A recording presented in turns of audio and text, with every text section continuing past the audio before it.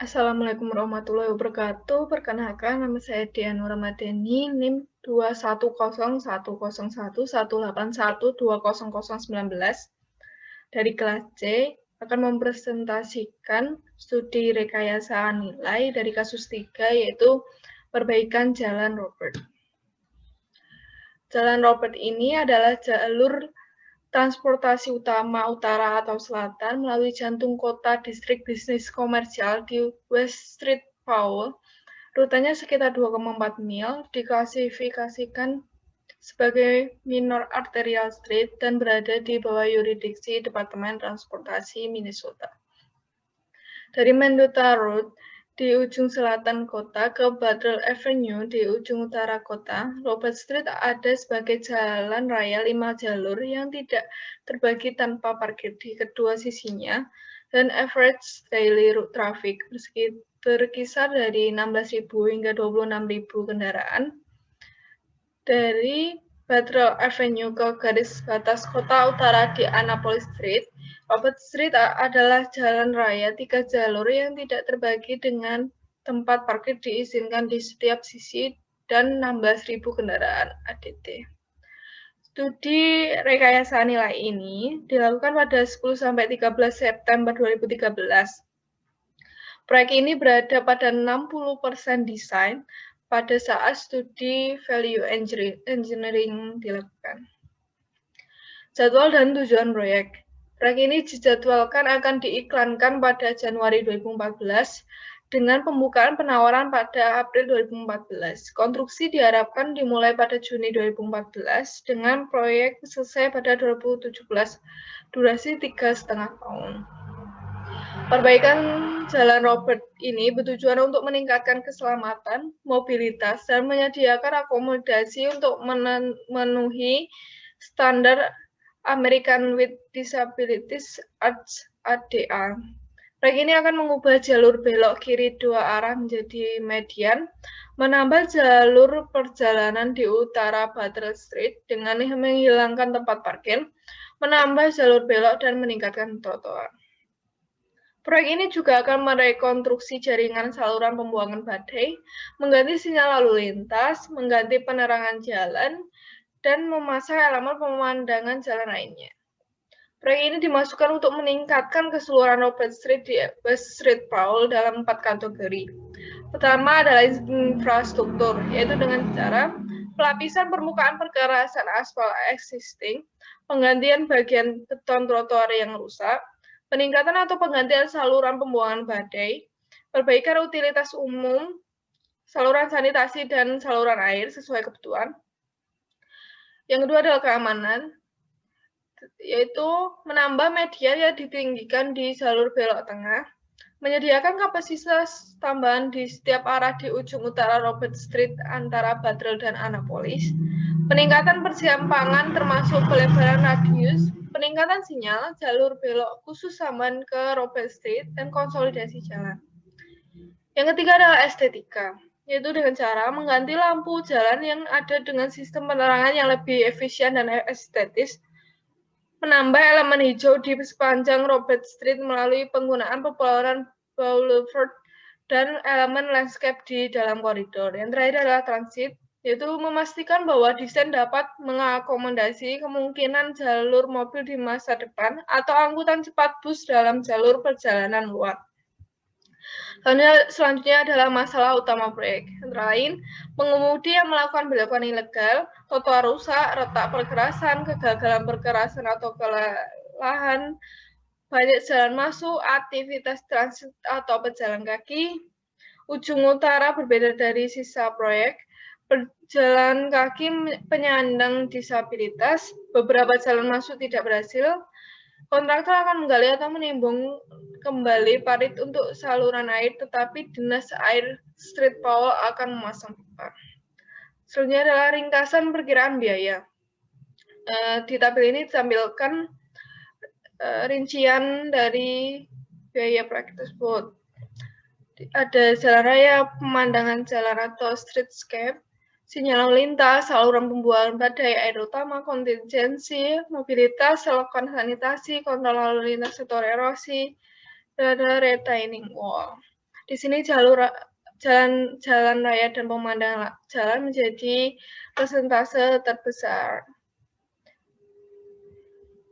Selanjutnya adalah menganalisis proyek. Di sini terdapat beberapa cara.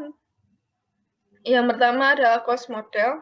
Model biaya disusun untuk mengidentifikasi elemen konstruksi utama atau kategori perdagangan dan persentase dari total biaya proyek untuk item biaya yang signifikan. Di gambar ini menunjukkan bahwa rekonstruksi jalan raya dan pemandangan jalan mencakup penerangan lebih dari 50% proyek. Selanjutnya dengan cara performance atribut. Atribut ini mewakili aspek lingkup dan jadwal proyek yang memiliki berbagai nilai potensial. Performance atribut antara lain mainline operation, local operation, maintainability, construction impact, environmental impact, dan project schedule atau jadwal proyek.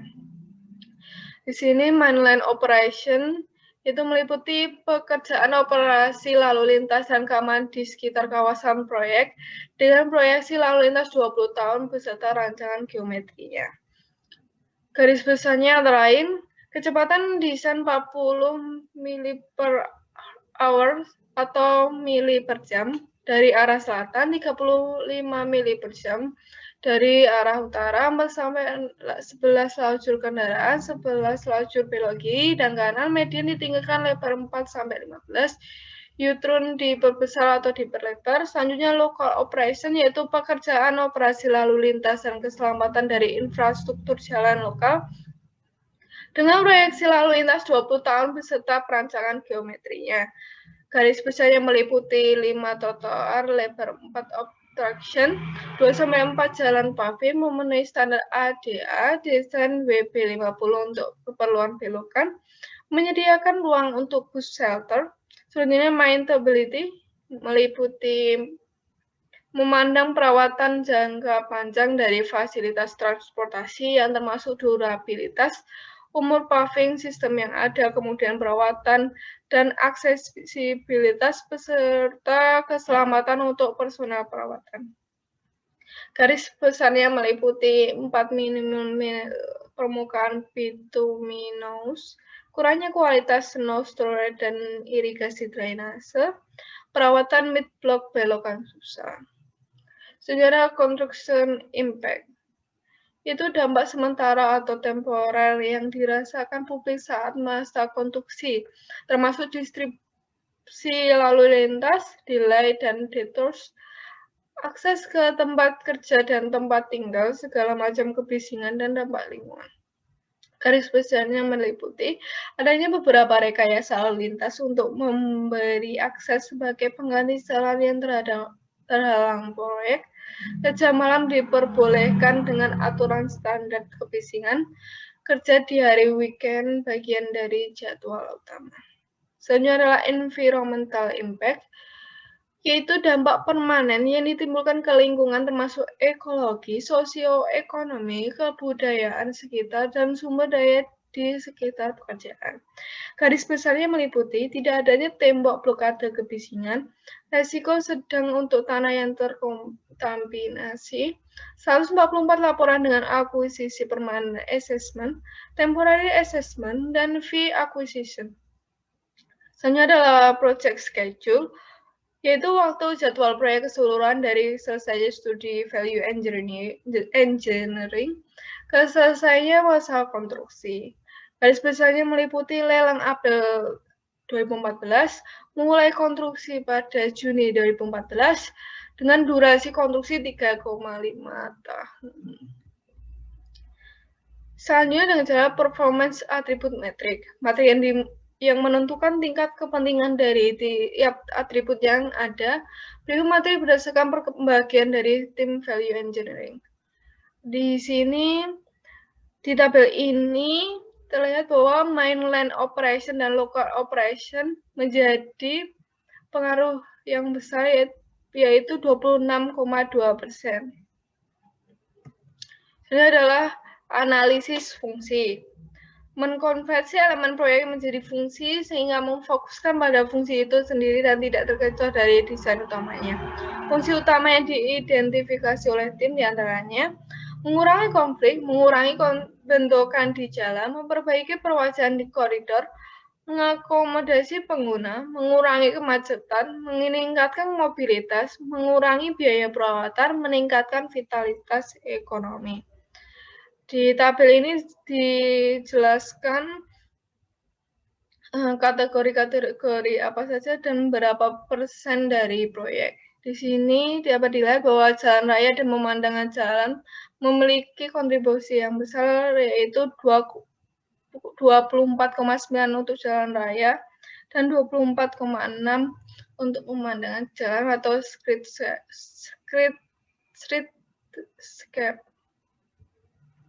Selanjutnya adalah phase diagram. Diagram phase untuk proyek ini menunjukkan meningkatkan operasi arus utama dan meningkatkan operasi lokal sebagai fungsi dasar dari proyek ini. Dan fungsi sekunder utamanya adalah termasuk menjaga lalu lintas dan relokasi utilitas.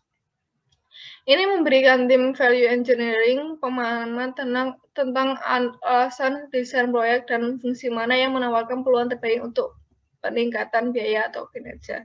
Di sebelah kiri ini adalah phase diagram untuk keseluruhan dan sebelah kanan adalah phase diagram dalam tahapan konstruksi. Selanjutnya ada spekulasi. Pada fase kreatif, didapatkan berbagai ide yang terbagi menjadi 4 macam fungsi, yang nantinya semua ide yang didapatkan dari brainstorming, tim value engineering, pada fase kreatif akan dievaluasi berdasarkan standar dan ketentuan yang sudah ditentukan sebelumnya dari tim value engineering dan seluruh stakeholder. Berikut merupakan 4 kategori fungsi yang digunakan. Di antaranya, menjaga alur lalu lintas atau trafik jalan umum, menjaga alur lalu lintas atau trafik menuju tempat kerja, mengalokasikan utilitas, dan meningkatkan konstruksibilitas. Selanjutnya adalah evaluasi.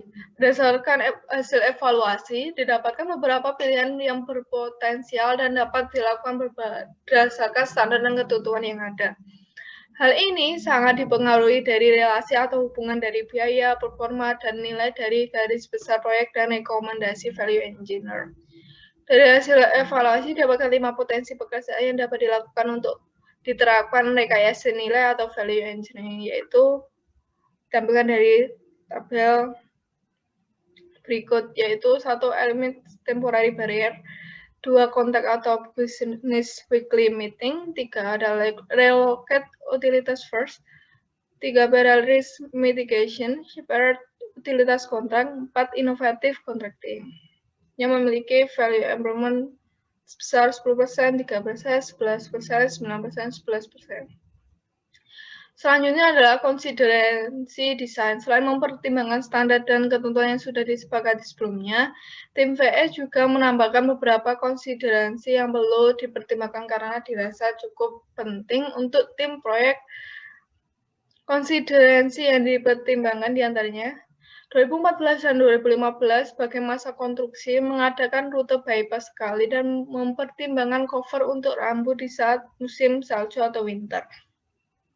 Mengadakan constructability review dengan kontraktor yang pensiun, memangkas detail stacking, dan membebaskan kontraktor menentukan kontrol lalu lintas berdasarkan spesifikasi di lapangan, memaksimalkan sinyal dan rambu existing yang sudah ada, sehingga tidak perlu membuat atau mengadakan yang baru, membuat fase konstruksi proyek dalam 3 fase, menghilangkan fase ketiga, menggunakan joint utility threads untuk seluruh utilitas yang kering di sekitar trotoar, menutup seluruh interaksi yang tidak memiliki sinyal atau rambu.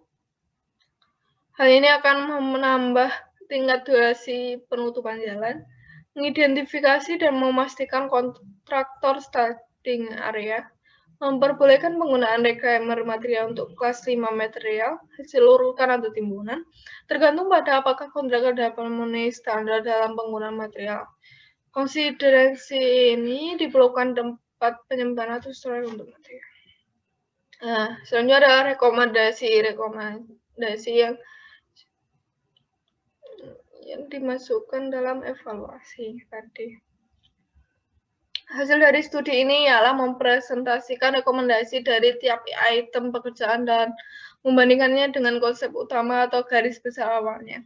Berikut berbagai rekomendasi yang termasuk dalam konsiderasi tim value engineering. 1. Menggunakan traffic barrel. Rekomendasi 1. Mengganti pembatas beton dengan traffic barrier.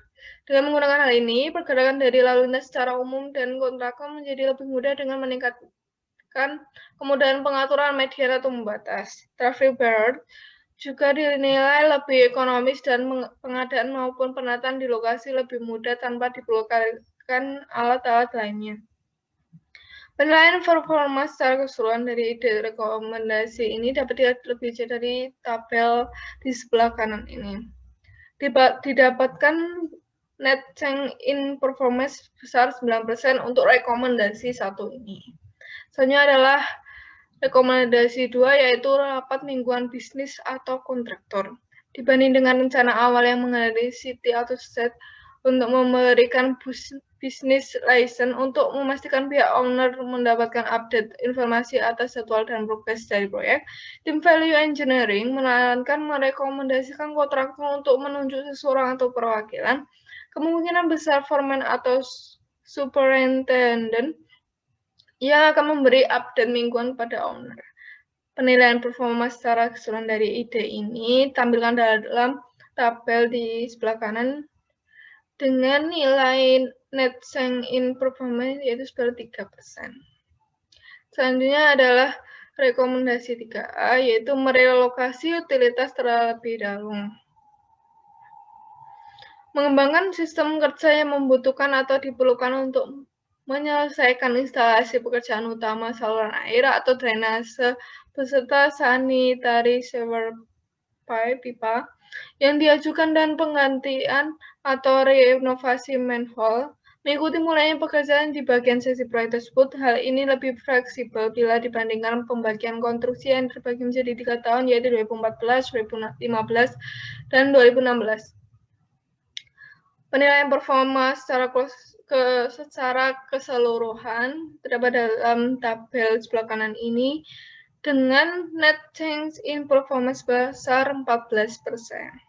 Selanjutnya adalah rekomendasi 3B, yaitu resiko mitigasi dan memisahkan kontrak watermain. Mengembangkan, mengikrarkan, dan memisahkan proyek konstruksi yang dikhususkan untuk instalasi saluran air utama yang menghubungkan dengan proyek renovasi Jalan Robert, di mana cara ini akan lebih fleksibel daripada ketentuan di awal, yaitu konstruksi atau pembangunan dari renovasi atau perbaikan watermain akan berakhir pada 2014, 2015, dan 2016. Penilaian performa secara keseluruhan terdapat pada tabel di sebelah kanan ini dengan net change in performance beras 9%. Selanjutnya yaitu rekomendasi 4, lelang kontrak yang inovatif. Guna mendapatkan hasil atau nilai dari keputusan yang terbaik, maka diusulkan sistem lelang kontrak yang inovatif dengan desain bid-build project delivery untuk mengurangi dan memangkas durasi dari proyek. Dibandingkan dengan desain bid-build hanya digunakan pada pengiklanan lelang proyek pada keputusan atau garis besar utama. Penilaian performa secara keseluruhan dari ide rekomendasi ini disajikan pada tabel sebelah kanan dengan net change in performance sebesar 11%. Selanjutnya, usulan 5 rekomendasi value engineering tersebut yang disetujui ada 3 ide yang diterima untuk diaplikasikan, yaitu menggunakan traffic barrier, mengadakan rapat mingguan bisnis atau kontraktor, dan lelang kontrak yang inovatif. 1 ide yang ditolak, yaitu resiko mitigasi, memisahkan utility kontrak atau watermain kontrak. Dan 1 lagi diterima untuk studi lanjut ke depannya, yaitu merelokasi utilitas. Dari value engineering yang telah dilakukan, mendapatkan penghematan biaya yang didapatkan sebesar 0,2 juta US dollar. Sekian presentasi dari saya, kurang lebihnya mohon maaf. Wassalamualaikum warahmatullahi wabarakatuh.